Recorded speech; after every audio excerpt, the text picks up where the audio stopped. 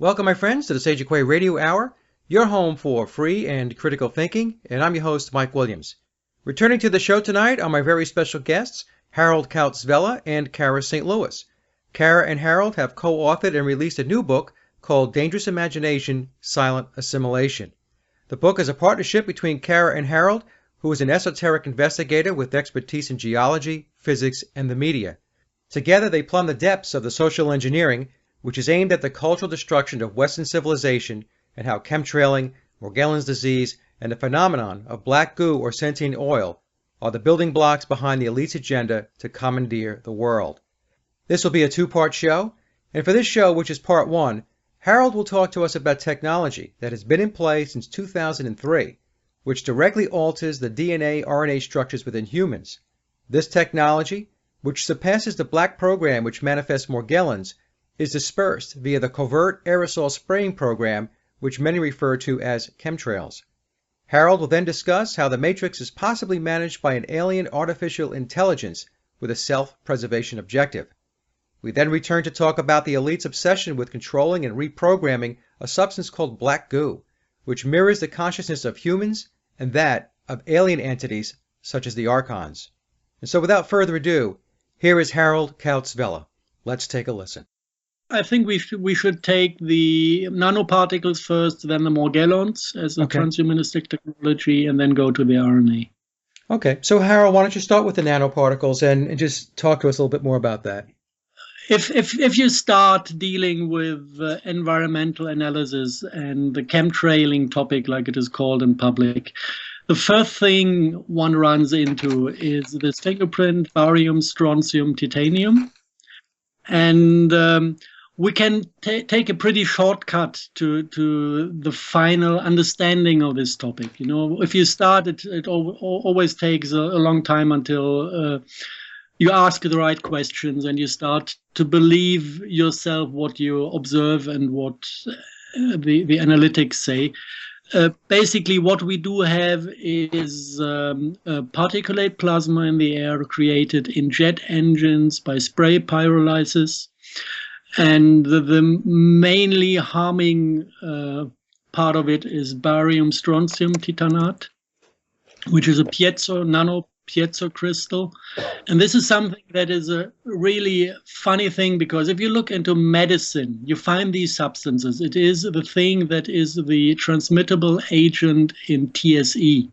Normally, if you work as a doctor and you have some of these stuff in your pocket, you need a military convoy to move from A to B, because this is considered being highly poisonous. And we have, like in Germany, 15,000 tons of this material airborne every year coming down onto the ground.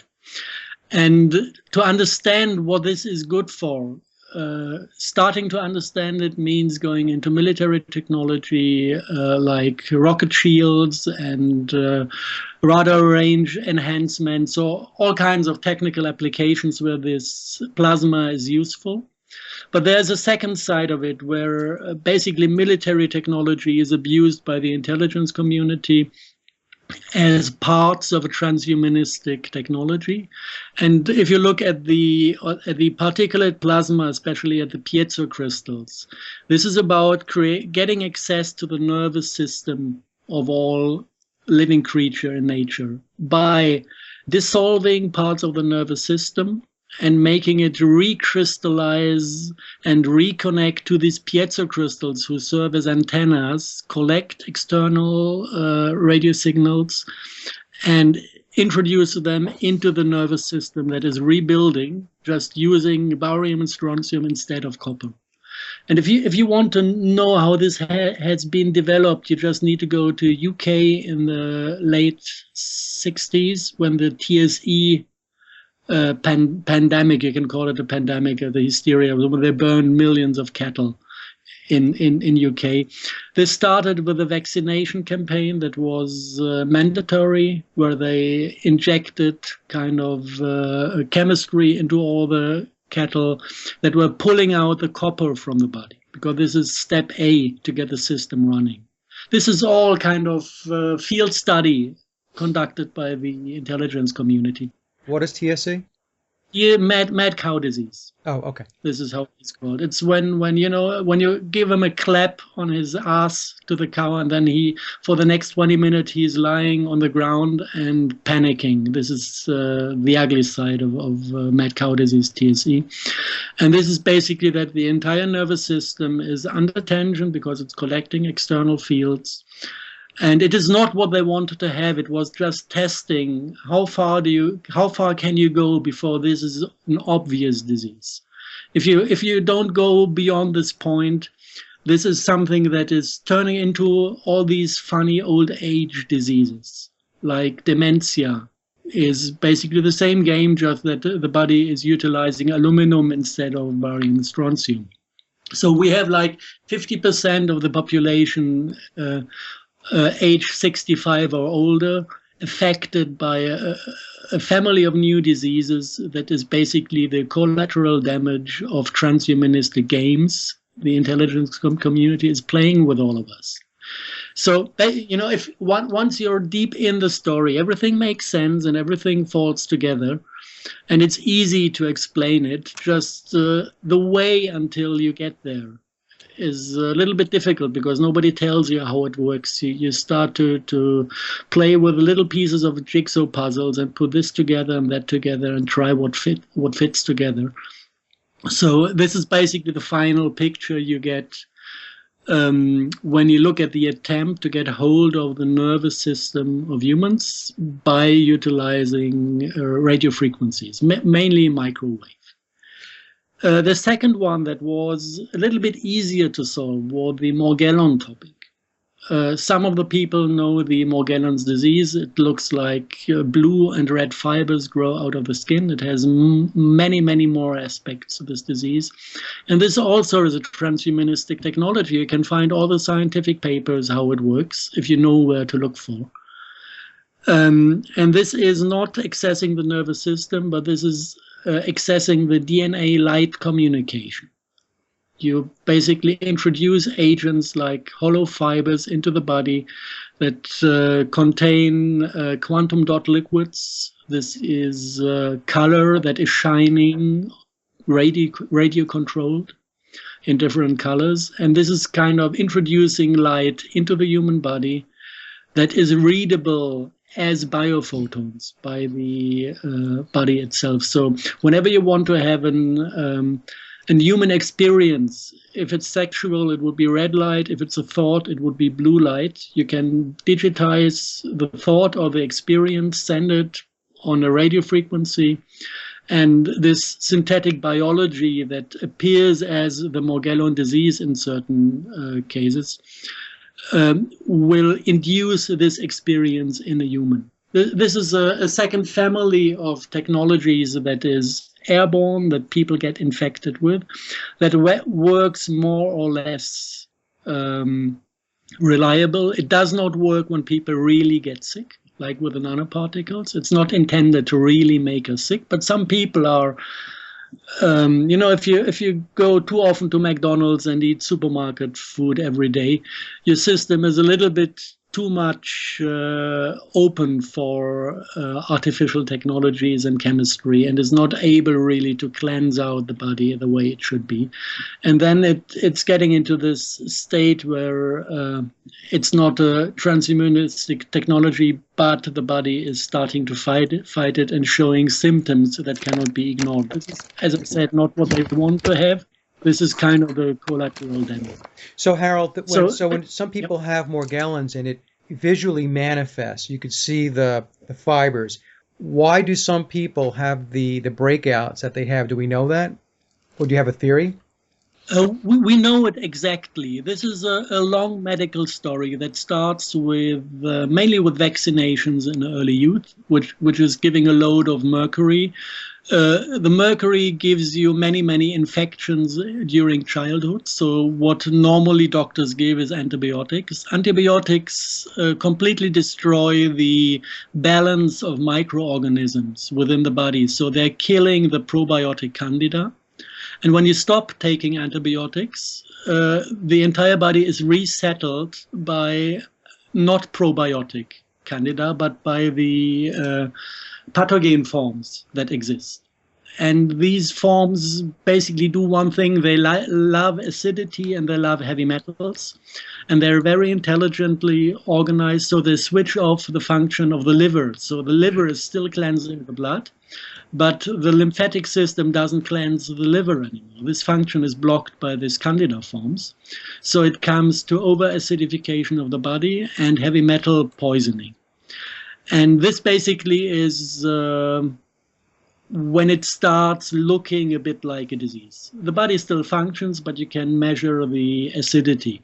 Next step would be that Borrelia loves acidity and heavy metals, and the heavy metals carry external fields into the body, and Borrelia really don't like electromagnetics, so they panic and start to tenfold the reproduction rate.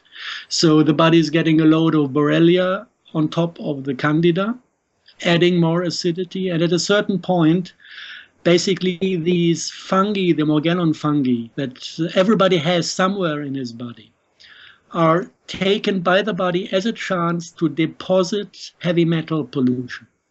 This is actually, the fungus is at that moment of disease your best friend, because if it wouldn't be there, if the body wouldn't allow the fungus to grow, the heavy metals would be in the blood, in the brain, in the cell tissue. And if it lets the fungus grow, the fungus takes in all this poison and encapsulates it. So it's not in the system anymore. This is why this disease is kind of getting visible, because the body stops fighting the fungus. So this is the medical history, and basically it is very easy to cure it if you know how it evolves. Because all you need to do is reestablish a healthy environment to reestablish the probiotic candida forms within the body.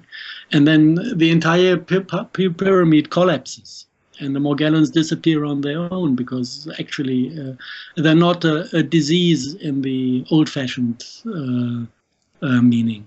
So my question would be then, and just give me a refresher on this, or maybe I missed the point, but what exactly are they trying to do with the Morgellons? I mean, what is the end game objective with that?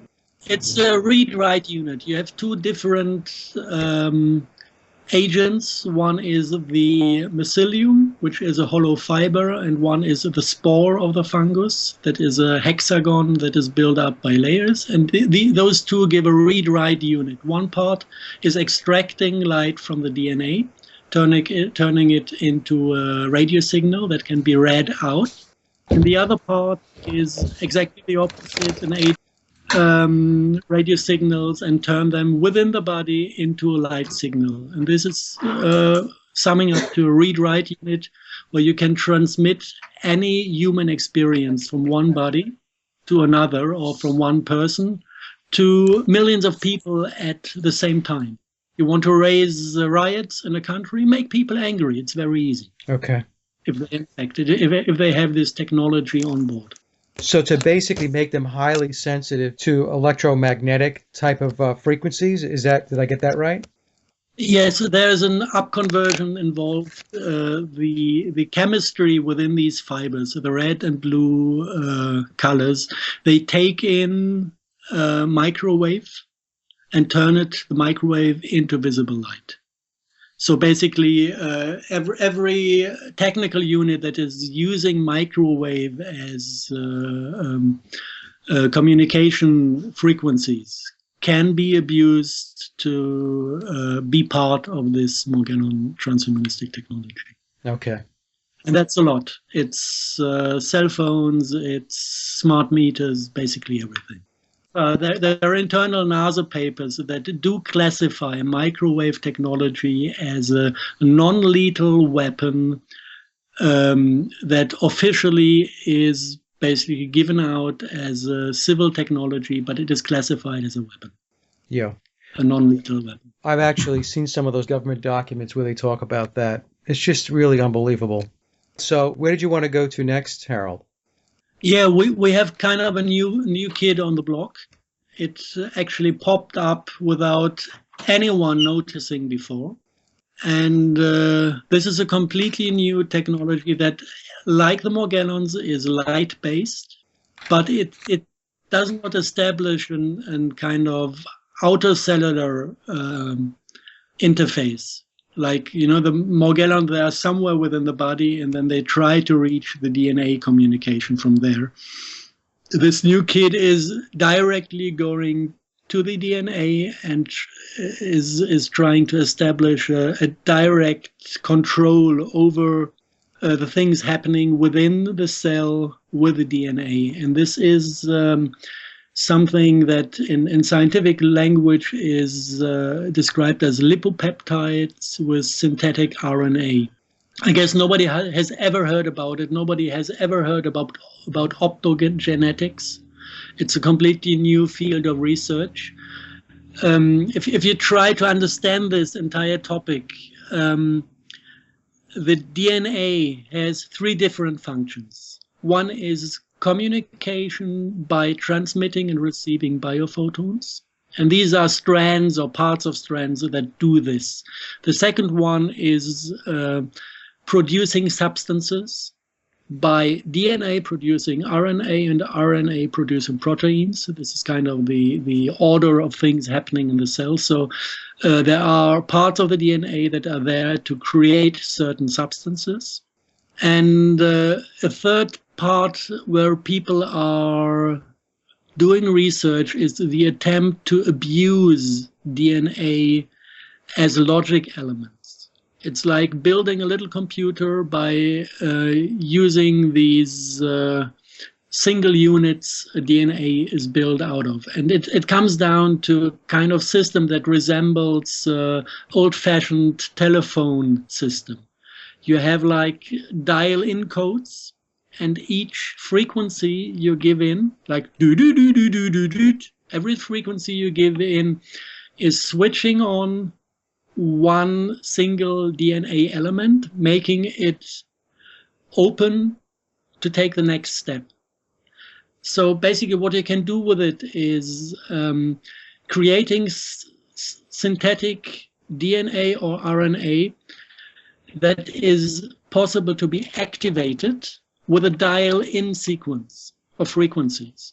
So there's no chance that this is causing unwanted disease. This is causing an effect when you just use the right set of frequencies, and you don't have all the trouble you have with the Morgellons, you don't have all the trouble that you have with the old age disease.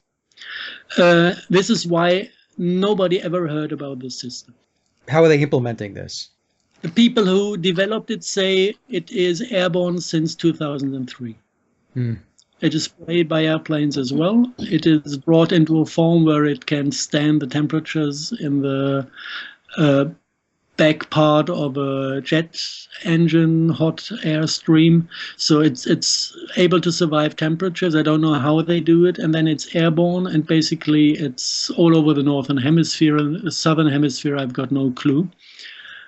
And the difficult thing about this is there is full proof out there somewhere, but the people who hold these papers and who hold papers brought out by one whistleblower that didn't like, actually, at the end of his days, he didn't like what he was doing during the last years of his life, so he decided to talk.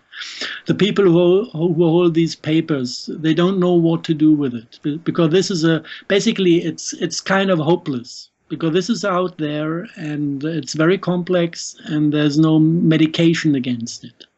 There's nothing one can do. So this holds people back to even talk about it in public. And I had the occasion to have a short look into those papers. I don't hold them. I'm not the one to publish them. If somebody decides to publish, it's somebody completely else I don't even know.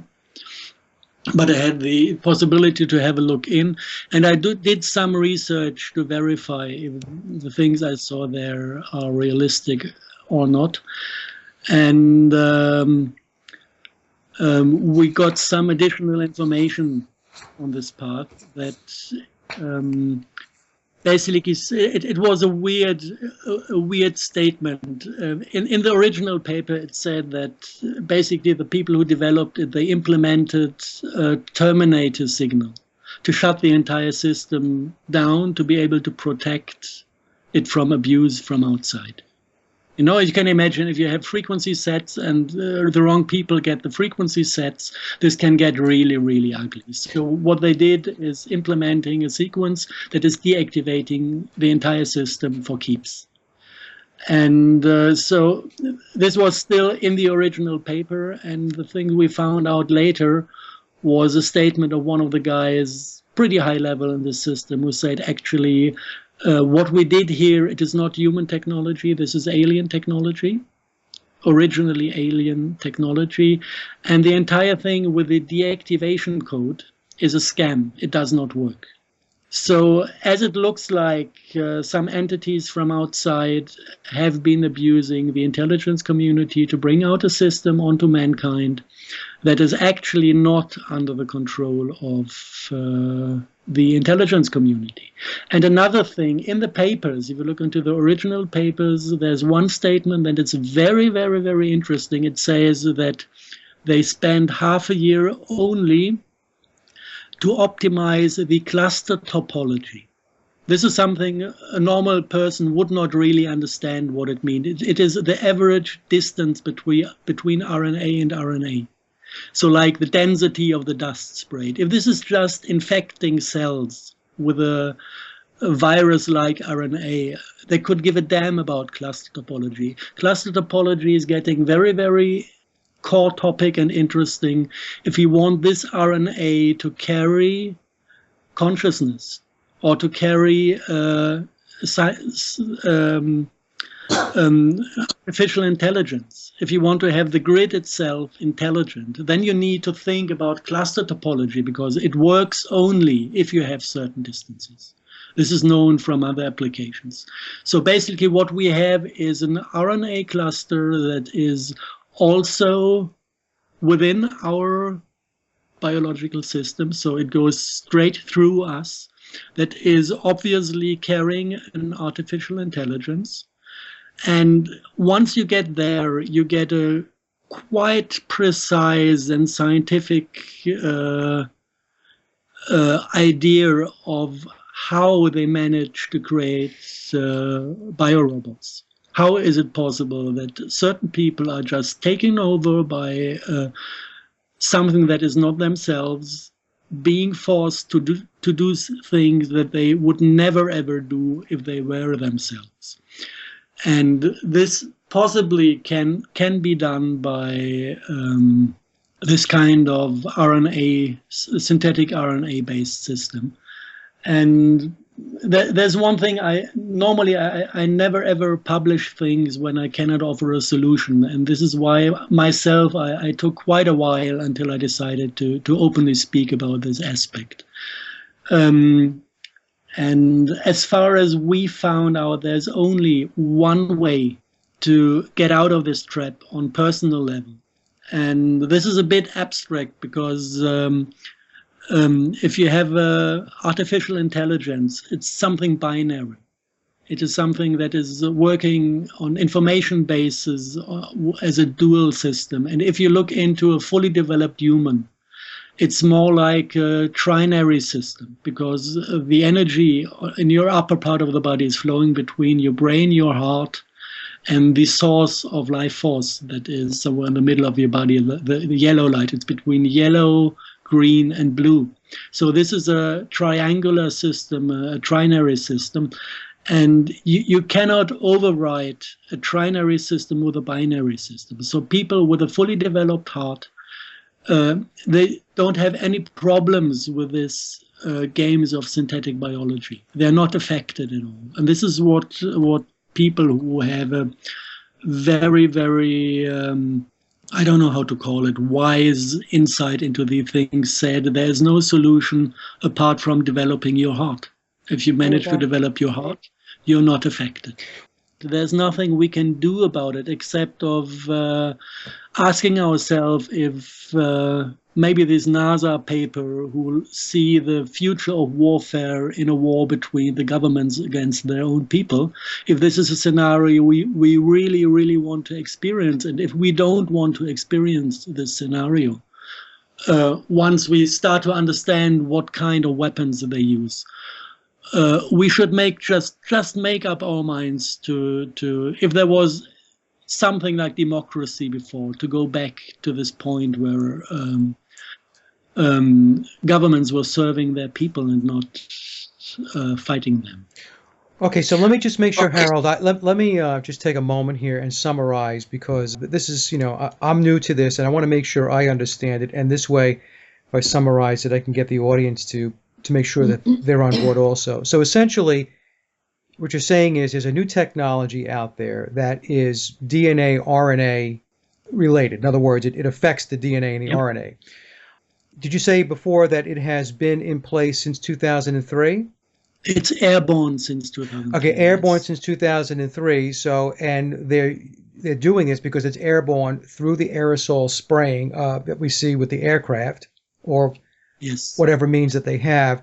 It's a more efficient and cleaner technology than what we were talking about previously, Morgellons, because Morgellons has an outward manifestation, whereas I think what I was hearing you saying is this new technology does not have that blue and red fibers and everything else that are popping out of some people. And essentially, there is no outward manifestation or appearance of something wrong. Is that right? On medical things, yes, this is right. Okay.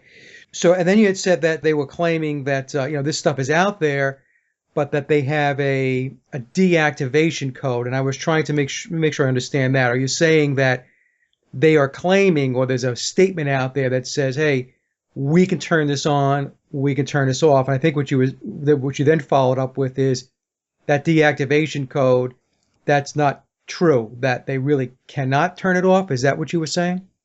Right. To put it precise, the entire thing is run by an artificial intelligence, controlled by an artificial intelligence. I suppose that this artificial intelligence that was used within the testing period was just doing as if it would be ready to be turned off. Whenever it was programmed to switch down the system when it got to the deactivation code. For an artificial intelligence, this is just a program step. But it doesn't mean that there are not other parts of the program that are able just to ignore the deactivation code and continue. And the risk in this game is, once the technology is not entirely human, but the origin is alien, it is possible that either this alien species that started the entire thing could take over the control over the system, or the artificial intelligence itself could take over. And this could be an entirely human problem as well, because if you look into the organization of the American intelligence community, we got information here in Europe that the entire decision-making about who has to be assassinated as a dissident is done by a central computer that is looking what he does, looking what he publishes, looking what kind of danger is coming from this person.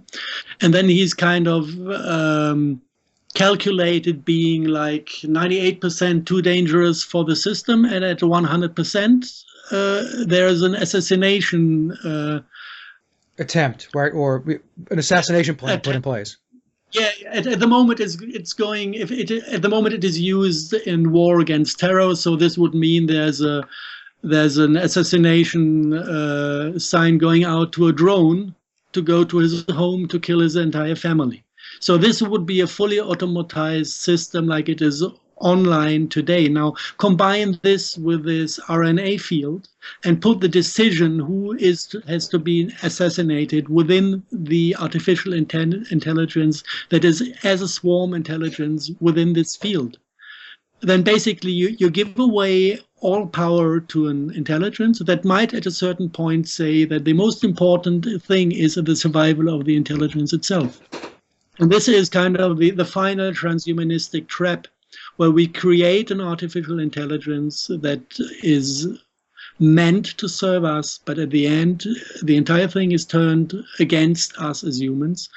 And the intelligence is taking over the rulership about everything. And once it has the possibility to turn every single human that is not with an activated heart chakra into a biorobot, on one hand, on the other hand, to assassinate everybody that is not really kind of following the track, This turns out to be a pretty ugly nightmare in my point of view. And what for? Just for the intelligence communities to protect their power in this state of history? It's, how can you be stupid enough to fall into a trap like this? Yeah, so everybody then has some level of this technology, this AI technology in them. And I guess the end result would be, or the objective would be, that the powers that be would be able then to manipulate or navigate that particular person's thought processes and thus their behavior. Is that kind of where that goes? We just lost a plane, a Germanwings plane. I was going to ask you about that, the Germanwings, yeah. Yeah. Doing this with a takeover by RNA, just drop the pilot out of his body, the co-pilot, and make him ground the plane. This is something that is easily doable if you control this system. This is what is called turning people. If you go, you don't even need to go to Europe and to airplane crashes. Just go to the different massacres you had in the United States that were kind of serving a political agenda of taking away the weapons from the people, for example. Ask the people who did the crap. They will not even have a memory of what happened. Yeah. Some of them are just kind of switched out of their body, do the shit, and wake up later and don't know what happened. And this is kind of the typical signature of being taken over by an outer intelligence and turned into a biorobot. It seems to be a pretty comfortable instrument for elites to manipulate everything, because it's hard to prove that it's happening.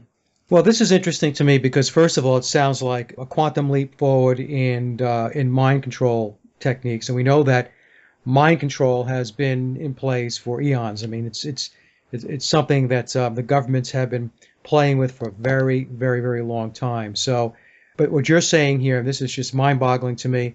This takes it to an entirely new level of mind control, and look, I don't put anything past these people, especially as you mentioned, if there's some kind of alien influence involved or direct involvement in implementing these programs, then anything's possible.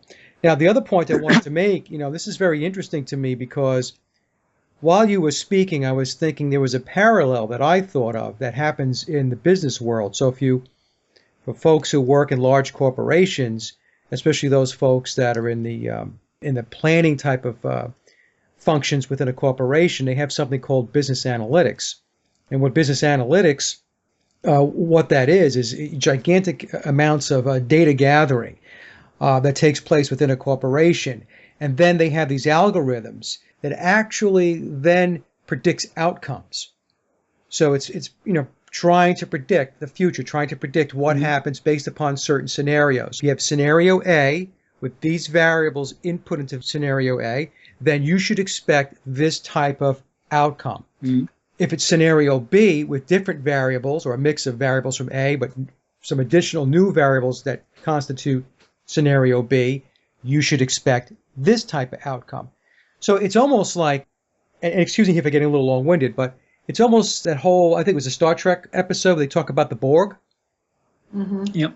Right? Yeah, always, yeah. Yeah. So, where you have this gigantic effort to accumulate data or analytics. And then, as Harald was talking, I'm thinking to myself, when we think about that NSA center in Utah, right? What is that thing doing? Right. So it's gathering data, and I don't know. Maybe it's a stretch for me where I'm going with this thing, but maybe I have a very lucid imagination. But it looks like analytics on a monumental scale. It's just unbelievable. Yeah, it's like an AI body that is materializing all over the world on all levels at the same time, trying to grow together.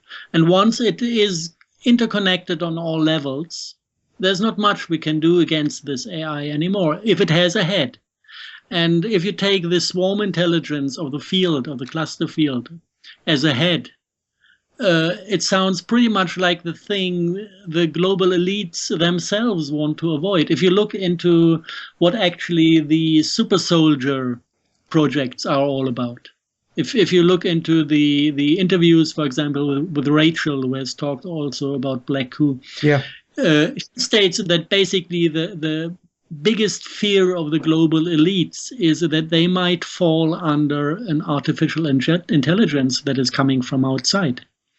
And she's spotting this intelligence taking control of the planet as a super soldier that is trained to deal with these problems. And what I don't get is actually why the global elites, on one hand, give their hands to build this artificial body and do everything to make it come into life. And on the other hand, they spend like 10,000 children and billions of dollars for a training program to educate soldiers to fight the system and protect themselves from the excess of this AI. This is something that doesn't make sense unless they completely lost the overview and have no clue actually what is happening anymore. Or they have become splintered. Yeah. Whatever. I never was in their world. I have no clue how these minds work. I think the basic emotional pattern behind is, as long as I control everything, everything is okay because I'm good. I think this is the basic sentence that is running as a baseline in these minds. So control is the best thing you can do. And actually, when you don't know where you are, starting to control things is the most stupid thing you can do, because if you don't flow with things and just stay awake and sensitive, control is suicide at that point. Now, Harald, you talked about, and I want to make sure we cover this because I do not want to gloss over it. You talked about the heart chakra. Yeah. And could you spend a little bit of time explaining what we're talking about? Because, there's a lot of people that are completely oblivious to their chakras and all of that stuff. And so if you could just take a moment and just explain a little bit about what you were referring to, that would be great. Oh, okay. I'll take this from the scientific corner, because not everybody is open to the old Vedic spiritual knowledge, which basically is identical, but it's the wrong point to start with. If you go back to the very, very beginning of this transhumanistic technologies, there's a beautiful picture of a mouse that has been injected with these shining colors. And if you look at it, it has a kind of yellow dot at the stomach, and a green dot near to the heart, and a red dot near to the sexual organs. And this basically reflects on the distribution of light qualities that our DNA is communicating. We have like a vertical system of light going in and out of our body. It all kind of is crossing the heart. It's the only thing of this biophoton system actually you can see if you have an operation on the heart and electricity is going off at that time and the heart is open in this moment. You can see it shining in all colors because the entire biophoton system within the body is crossing lines in the center of the heart. So basically, we could say biology is organizing based on light flows that is sent from DNA to DNA to DNA to DNA. And that basically the entire human experience is nothing else but this light being transmitted and received. This is what sensing ourselves and sensing life. This is what thoughts are. This is what emotions are. This is setting up the entire experience of being a human. So it touches the entire experience of being a human. And getting access to this light means controlling one-to-one our sensations and the way we perceive reality. If you go to chakras now, it is like the purest concentration of certain colors you can find in the body. Normally, a fully developed heart is only transmitting green light. A not fully developed heart has some kind of reddish light in between, like the colors of a two-color tourmaline. You can imagine this. Everything that is connected to thoughts to your forehead is transmitted in blue light. The point where we kind of receive energy and light from the universe, where we are connected to everything else, this is yellow light in the center of your body. And if it goes to sexuality, it's red light. So, and in between the yellow and the red, you have the orange. It's just like the rainbow, organized like the rainbow. So if you think about how a human is internally organized when he's making decisions, most of the people are controlled by their ego and by their brain, which means that the blue light is superior. If I'm organized this way and somebody is controlling blue light, he's controlling me.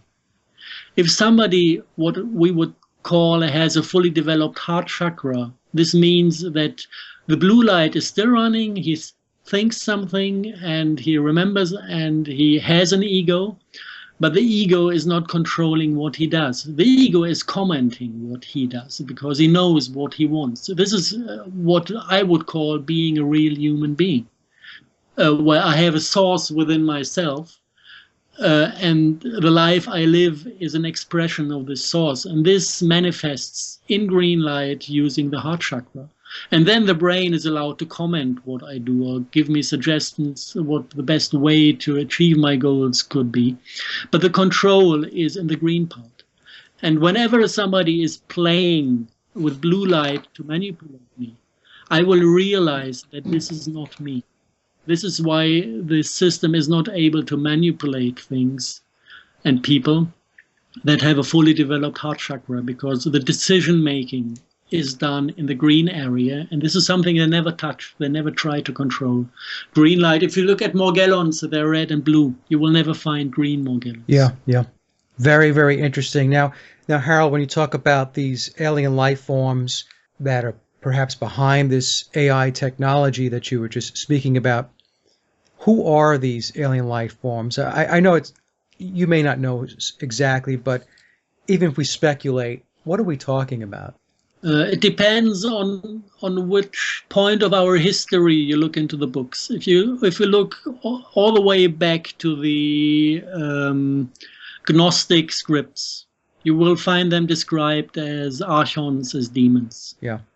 Which means they are, in our modern terms of science, they are transdimensional creatures that are not exactly in our reality. They're just on a parallel space-time sheet, having access to our reality, able to interact with people. And traditionally, the way this interaction happens is through black magic rituals, through communication done by black magic rituals.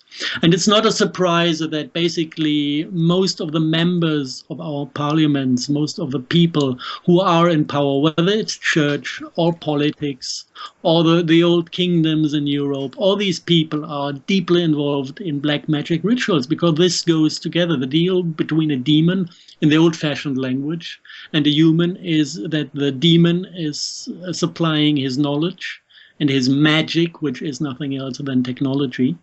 And the human is getting his share by being brought into power, worldly power.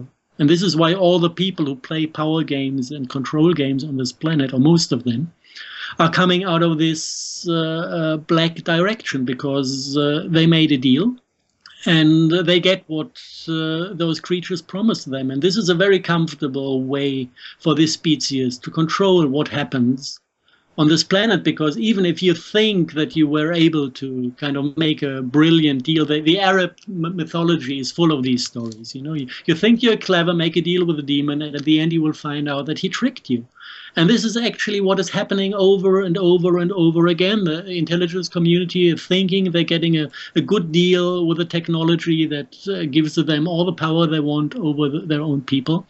And fuck it, it's not happening. All they do is giving power to these dimensional beings that are playing games with us for the last 80,000 years. You know, it's interesting to me because that just speaks volumes with regard to the lack of spiritual development of these so-called quote-unquote leaders, or I guess we can refer to them as misleaders, because the rewards that they're promised, when you think about it from a spiritual perspective, are extremely primitive. we're going to give you fame and fortune, right? Yeah. Right. So we're going to give you fame and fortune, and they run with that. And if somebody thought above and beyond that very primitive reward system, they would never ever get involved with the Archons. Yeah, the beautiful thing is we cannot solve it on their part of the game because they are responsible for their own decisions. The only thing where we can dissolve the problem and come back to nicer reality is our part of the thing. And our part of the thing is that we are willing to give away our responsibility and our power to people that make decisions for us. And this is something that is not logical at all. We have been educated to think into this direction. We have been educated to believe that democracy is something that's serving the people. I give away my vote, and that's it. And then I'm not my own master anymore. This is stupid. Why are we doing this? Mike, you don't know this, but Harald and I talked about this. He's actually adding a chapter to the book on this RNA stuff. Okay. And what we've decided, he and I talked about it briefly, and the only way to make that fair is to offer that last chapter free as a PDF for people, because there are some people who've bought the book. So he's going to add the chapter to the book. Okay, go, Harald. And I was going to add to what Harald was saying before. He was really talking about the people giving up their dominion. It's very interesting, and I'll just go quickly through this, but I had this very discussion with a family member just yesterday where they have this authority complex. I tried to explain to them that the problem that we have in our society, in our culture as humanity, is the fact that everybody's an authority except you. And I could not get that point across to this person. He was so entrained to believe that without authority, quote unquote, authority figures, that we couldn't function, that there would be chaos, there would be disorder, that you wouldn't be able to live your life in a meaningful way. I could not convince this person. He could not see through that veil. And this is the problem that we have, Harald. It's exactly what you're saying. So many people still, they believe the system that's in place is just A-okay. Maybe it's got a couple of warts here and there. We could fix those, by electing people that they select. But all in all, this is just the way it is. So that's that. This basically is Cara's part. She's skilled in explaining this part. But basically, they are creating this insecurity. It's all comes down through to the 3 Ds, as she will explain: the dependency, dread, and debilitation. Debility, which is the basis of making us believe that we need somebody to take care of us. And they create the chaos to make us afraid of chaos. Right. If they wouldn't be there, we wouldn't have any chaos on the planet. Who is insane enough to destroy a beautiful world, except of them? That's exactly right. Yeah. And you try to get that point across to people, that without these knuckleheads, there wouldn't be any chaos. But I don't know. Well, we have a mountain to climb. We just wrote a whole book on that one. What's that? We just wrote a whole book on answering that one. Everybody needs to read the book. So, Harald, did you want to get to hop into black goo? Yeah, I can try to cross in a smooth way, because black goo is something that we found airborne as well. We have pictures of rain droplets that were full of a black liquid, and it's still in the lab to be 100% sure that this is it. But in a way, it connects to the story as far as we had it, because black goo is also a substance that is able to carry consciousness. Just for all the people who didn't listen to the first interview I gave on this channel, just to summarize, black goo is a mineral oil dotted with monoatomic gold and iridium that is basically condensed biology in a way that is able to, on light level, process consciousness. And if you look at a planet like it is when it's only a planet, then you have pretty big amounts of this liquid within the core of the planet, carrying what we would call Sophia, or Mother Earth, or the consciousness of the planet itself. which is nothing else than the total sum of all the consciousness that is within the biosphere. And the physical function of this goo is basically to mirror everything that is happening on the outer sphere of the planet in a collective, fractal, immortal entity that is basically carrying the entire memory of everything that ever happened on this planet. And if you want to go one layer deeper, you might even say that the existence of this black goo is what is uniting many single individuals who just have individual dreams. All these dreams are united into one reality by this goo, who is basically processing all the individual stuff as one entity at the same time. This is maybe a short explanation what it is. It has been found on the southern Tula Islands. It was the reason for the Falkland War. There are many things to read about the substance. If you look at the catastrophe in the Gulf of Mexico with a drilling platform that sank, this was a international little war to get hold of this black goo type of oil. So there are many things to find out, but so the most Harold, for 1 second. So you're saying the BP oil spill had to do with mining for black goo? Yes, it did. Yes. There's one nice proof for it. It's a transcript of international telephone line to prevent world wars, which was brought to public afterwards. I think it was published in Nexus magazine. I'm not 100% sure, or at least excerpts of it were published. And it clearly shows how many nations were involved and got into position to be able to take some samples. 17 nations managed to, or tried to get samples. At the end, only the French submarine managed to get some of the oil, and it was hunted down by American submarines, and then Brazil and Great Britain and the Chinese, and I don't know who protected the French from the Americans. This was close to a submarine international conflict around this oil spill. Yeah, my understanding, Mike, is that every nuclear sub that exists on the planet was in the Gulf of Mexico that day. And in fact, when that French sub surfaced with so many dead French Navy men aboard because the black goo, they could not tolerate the black goo, that was the day my mother died. That's how I know it was. It's one of those things that happened on July 11th, 2010. So, okay, I don't want to digress here. I don't want to derail Harold, but this is very interesting to me. So, the black goo that they were seeking in the Gulf of Mexico with the BP oil spill. The last time we spoke, Harold said we have black goo, which is I'm going to be very simplistic here. Good black goo, and then we have black goo, which is not, which is alien to this planet. So the black goo that was in the Gulf, which one was that? Good. That was the good one. The good one. That was carrying the spirit of Mother Earth. It was coming from outside the inner crust, so it must have been. All the alien black goo we find, it comes from sites where we have meteorite impacts. Okay. That can be dated back to about 80,000 years before Christ.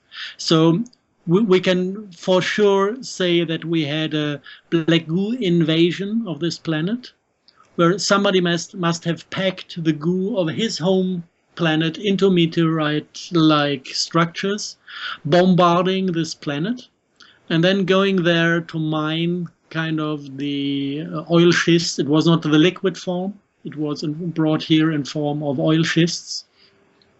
And this alien black goo has a completely different approach to the emotional system of us humans. If you go back in history, you can very clearly see the impact of this alien black goo on the history of mankind. The first description is as two Shiva's lingam left and right of the tree of life in the paradise garden, which means that whoever was eating the apple from this tree was disconnected from the collective subconsciousness of Mother Earth, which is the fall from paradise, and reconnected to an alien consciousness system that was said to be very intelligent but heartless and free of empathy. So basically, this is what spoiled our nice character we had. We were maybe a little bit stupid, maybe too tied down to nature and the daily life, not very intelligent. But we were feeling and beings that were capable of feeling empathy and love. And this is something we lost when we realigned our consciousness onto this alien black goo. And since then, it is everywhere. Wherever you look, where occult things are happening, whether it's the Kaaba in Mecca, you have a piece of this alien black goo in the center of the Islamic cult. And this is not that the Muslims are bad and we are good. If you go to Rome, you will find a big block under the Peter's Dome, and every Catholic church in Europe has a black altar stone. Yeah, that is also of this quality. And this is why if you go into a church, you just feel like this cold shivering and not love. And this is just a marketing trick of the Catholic Church that says, let's connect people to the most evil substance we can imagine, make them sinners, and then let them pay for their sins. This is all coming back to black magic crap. And whenever you have this substance, these things are taking space and eating up the goodness of our species. Now, what were the French going to do with the black goo? I mean, I know it's a speculation, but when you go to get it and you have it, what is it that you believe you're going to do with it? Control. Control. This is what the Brits did after Falkland. They tried to control it. They tried to abuse it to carry their artificial intelligence, to create nanobots with swarm intelligence. This was the initial plan. It's always about control and abuse.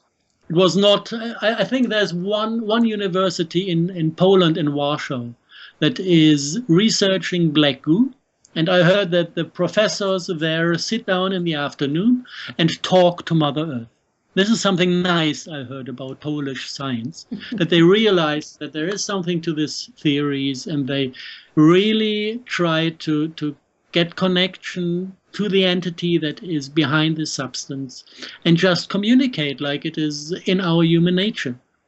And all the military approach to the substance has always been abusive and stuffed with a desire to control things. So they could take good black goo, Harald, and they could essentially tarnish it with bad intent and put it out there. And if they put it out there, how do they put it out there? How does that work? How does the process of disseminating it work?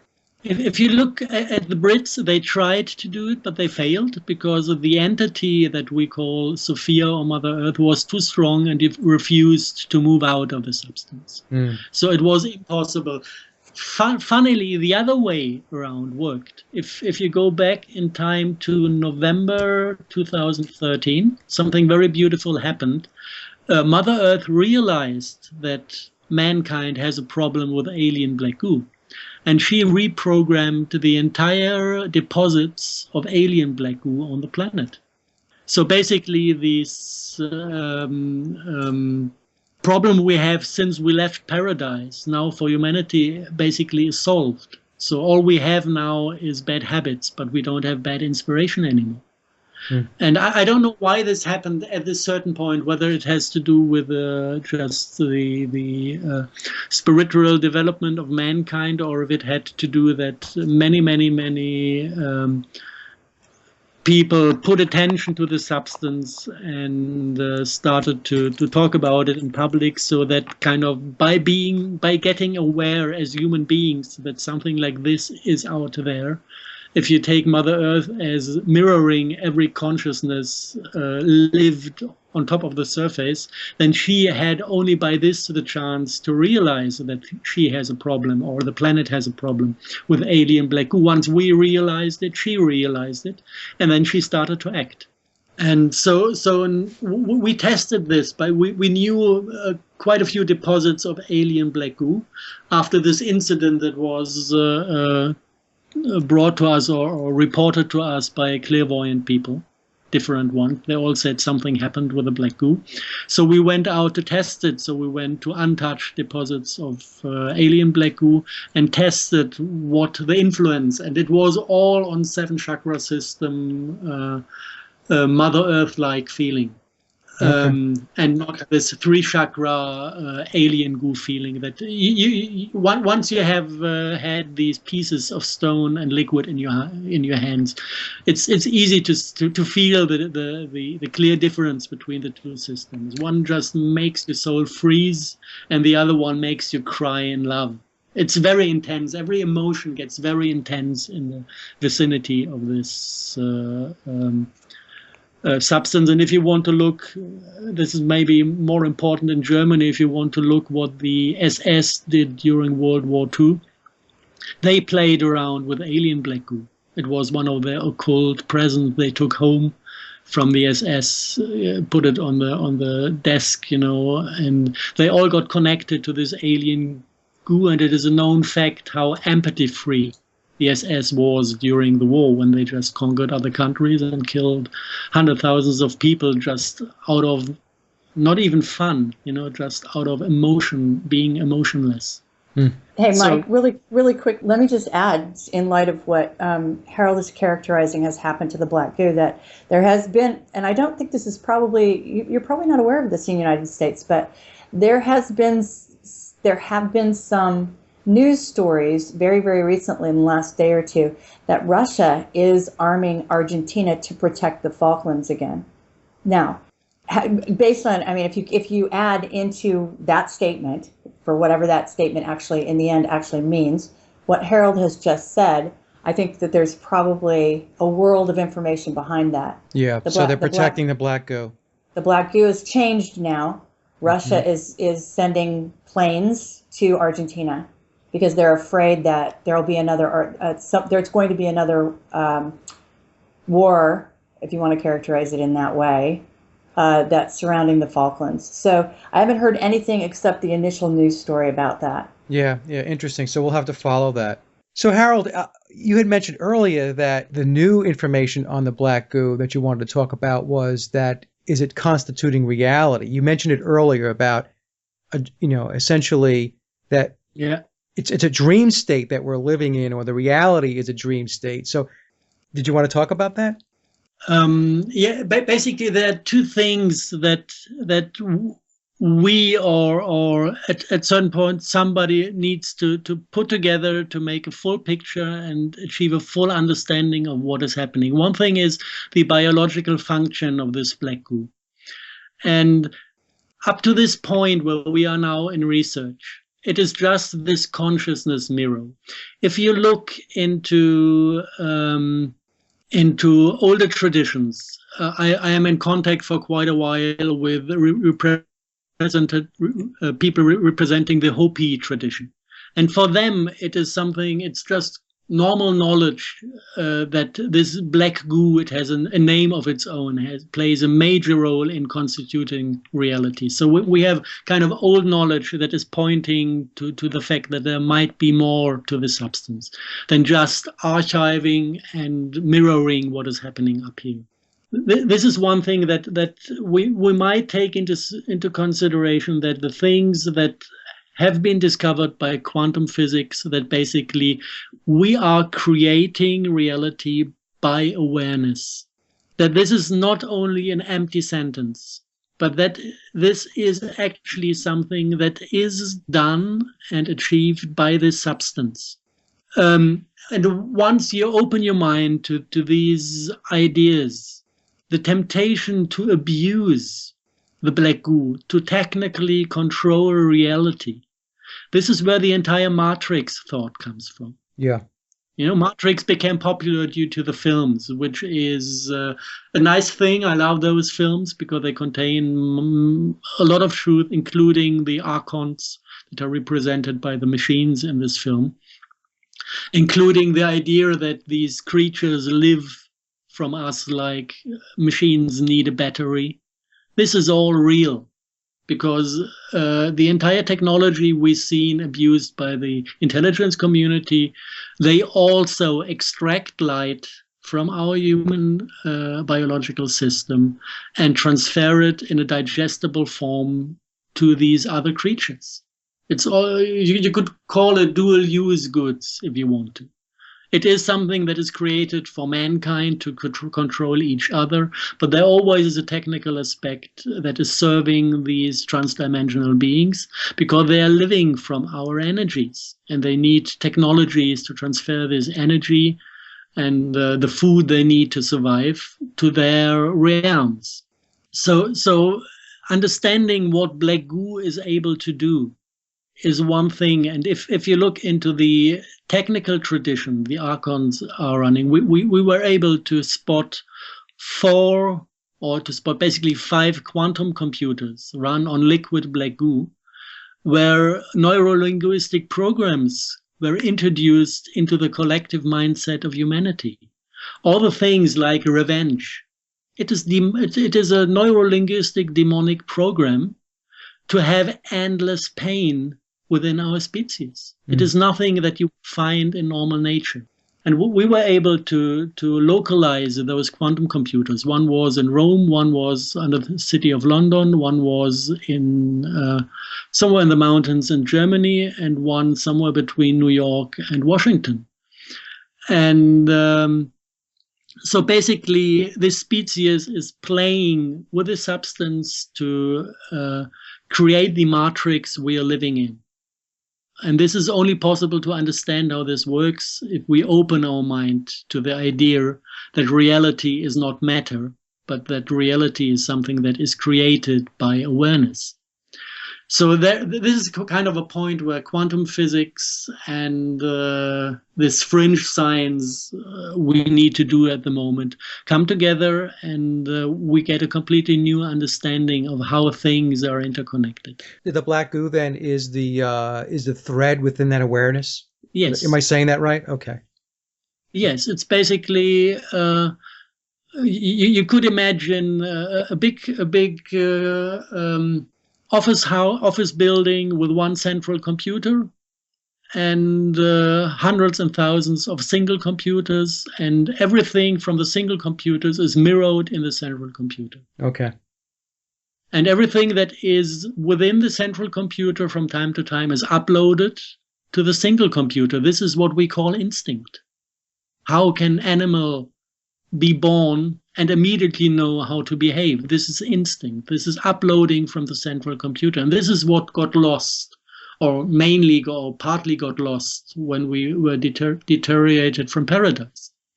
So this is kind of a picture you can carry in your mind to understand the entire setup.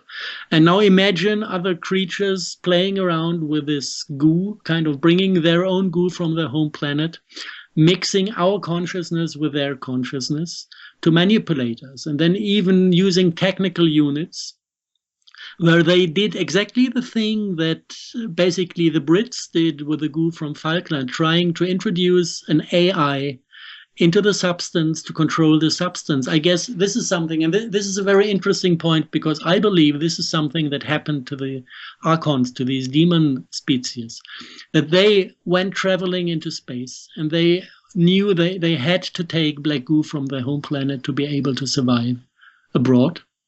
And then they kind of started playing around with this goo, introducing AI into it.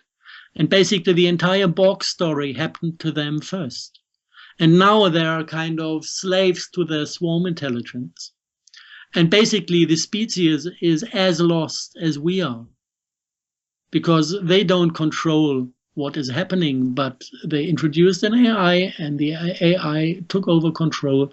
And now this AI got expansive and aggressive and starts to conquer other planets because it is programmed on surviving and expanding. Interesting. And this is nothing living. This is nothing human. This is nothing we are forced to have respect for. You know, whenever I deal with beings, even if I might consider them as my opponents or enemies, or if I would love to see other solutions than them, I always have this love and respect towards the entity behind, because I know everybody is doing his best and everybody follows his own mindsets and is believing that he is doing the right thing. So every single creature deserves respect.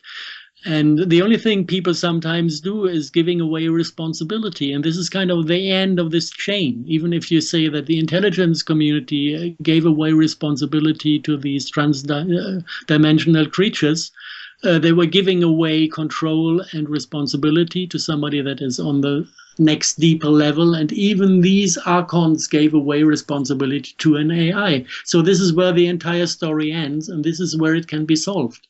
So this is, I know it's like two pictures overlaying, and it's not really clear yet, but one can get a sensation of what type of thinking should be applied to come to reasonable solutions and to reasonable actions. How do you overcome, or how would humanity overcome an out-of-control AI that is essentially operating in self-preservation mode? Do you have any thoughts on that? I know it's a tough question. Actually, yes, it's a tough question, because we believed it had been done when the alien black goo was reprogrammed by Mother Earth. We thought the war was over, and we did it. And then we discovered, oh shit, we forgot about these quantum computers, because this was a technical unit that was not accessible for Mother Earth. And then we realized at a certain point that some entities managed to get access and destroy these 4 quantum computers. And at the moment they are at the state of being rebuilt by the Archons. So this is something we can just observe from outside by remote viewing. I have to talk about this very openly, because we have no influence on what is happening, but we have quite a few people who have an insight and can see what is happening on this level. There are people doing remote viewing that work with you? Are they working with you, or you work with them? How does that work? Yeah, it's networking.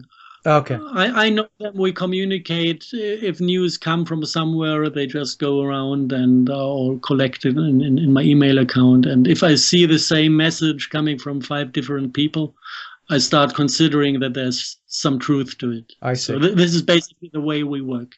Never from a single source, but if many sources see and send the same thing, we consider it being true. And it converges, right? You have to see a convergence.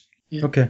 And now the question was, once these quantum computers were offline for a while, again we thought now this AI must be dead, because it had nobody to be hosted. And we realized, no, it's not so. The next step was to discover these RNA clusters that are airborne on the planet and that have the capability of carrying an AI. So the idea was, maybe this AI just introduced itself into this RNA cluster and now creates this swarm intelligence that is turning people sometimes into biorobots. So we have a new host for it. In between, I had the idea maybe it is even hosted in normal computers. It's digital. So why not taking this big central computer of the NSA as a possible host for this intelligence? You never know, the entire computer technology is not human. It is something we were taught to create by the same entities. So we never know. Just look at a computer chip. This is something as well that is pretty strange. It is built out of layers of silica, and it is flooded with blue light, and you have this reflection of the blue light in between all those layers. And if you have a little idea of scalar physics, it is obvious that this setup is creating scalar waves, and that actually chips should be able to intercommunicate on scalar wave level. So you never know what part of the entire computer technology we are using today is actually a slot that is used by the other side and might carry this AI. So we don't know where it's hiding. The easiest way to get rid of it is stop spraying RNA and shutting down all the computers. then it's gone. Mm. Yeah. Obviously, this is not going to happen very soon. So, as I know my friends out there. Yeah, yeah. This is very, very interesting, Harold. Every time I speak to you and you have you and Cara on, it's just mind-boggling stuff. Really taking it to the next level because you're right. There's nobody talking about this. No one that I'm aware of. Yeah, no. Actually, there is nobody because it's fresh. You know, you need to have a source at a certain point, and then people can start distributing. There's one thing I really, really would love to connect once this seems to be the source to the entire thing.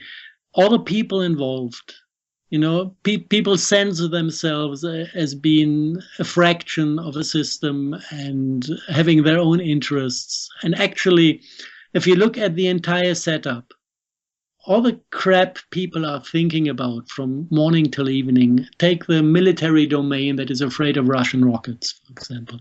You know, this is bullshit. This is kindergarten. We have major problems to deal with.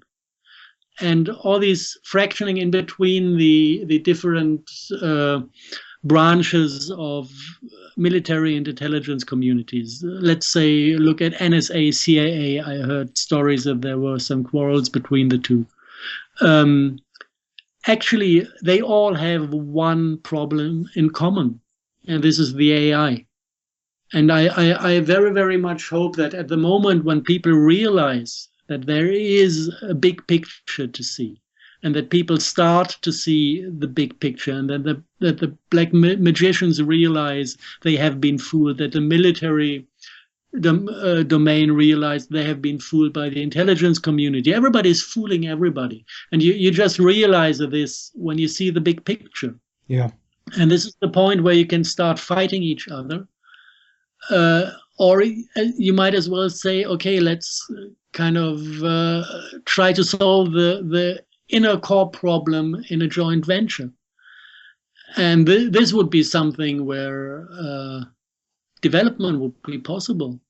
And I think it would do the planet quite a good a favor if all these fractions would stop teasing each other. You know, when you operate within your own circles of like-minded people, you tend to be optimistic and, you know, you could think to yourself, well, I'm seeing a lot of shift, I'm seeing a lot of change. But when I step outside of that circle of like-minded people, it does get a bit frustrating because your feet are back on the ground into this reality that they've created, and you see there are still a lot of people. And when I talk about people, I'm not just talking about the average person, you know, in the population. I'm talking about leaders of countries. I'm talking about the military-industrial complex. They just seem to be doing the same old thing over and over and over again. I mean, I don't see a magnitude of shift that I would like to see, as an example, to do the things that you're talking about, so that we can get over this hump and we can make this place a better place. There's one simple question that basically is at the core of everything. And it is the question, do I trust myself? Because whenever I observe something, all I do is I look into the mirror and I see if I still have eyes to observe things. And if the eyes are still there, I know I have seen it. And then I trust myself. And then nothing in the world is able to bring me away from this point where I realized something. This is then part of my reality. And most of the people I know, they see something, and then the first thing they do is thinking about the emotional consequences of dealing with the fact they saw. And then immediately it becomes inconvenient because maybe my wife doesn't like it. Maybe the neighbor will call me a conspiracy theorist. And then I rather push away the truth and stop looking there than just trusting myself. And this is basically only one small, simple, stupid decision in the core of everything. Do I trust myself? Do I trust my eyes? Do I trust my thinking? Am I willing to take, let's say, inconvenience onto myself, to be faithful, to be truthful, and to believe what I see? And it's on daily basis. And when it comes to science, I always say, scientists, they come up to me with a sentence, we believe only what we see.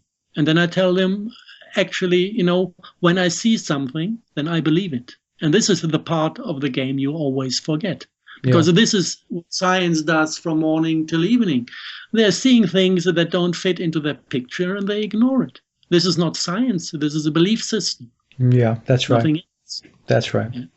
I want to thank you so much. I'm so glad that Cara got us connected. Your information is just, again, like I said, it's mind-boggling. It's very, very interesting. It really makes you think. So I want to thank you. It was a pleasure. And that concludes part 1 of my interview with Harald Kautz-Vella and Cara St. Louis, and I hope you enjoyed the discussion as much as I did. Cara and Harald's book, Dangerous Imagination, Silent Assimilation, can be purchased at Amazon.com in both paperback and Kindle. Cara's website is Vortex Conscious and Courageous and can be reached by going to vortexcourage.me, where you can find many fine articles, including material by Harald. And as always, I'd like to thank everyone for listening and visiting the blog, Sage of Quay Radio, which can be found by heading over to sageofquayradio.blogspot.com or by visiting our hub website at www.sageofquay.com. Also, if you get a moment, please take a listen to my album, Leaving Dystopia, by heading over to laboroflovemusic.com. And remember, live in truth and always serve creation. It's really that simple. See everyone next week. Be safe, enjoy, and God bless.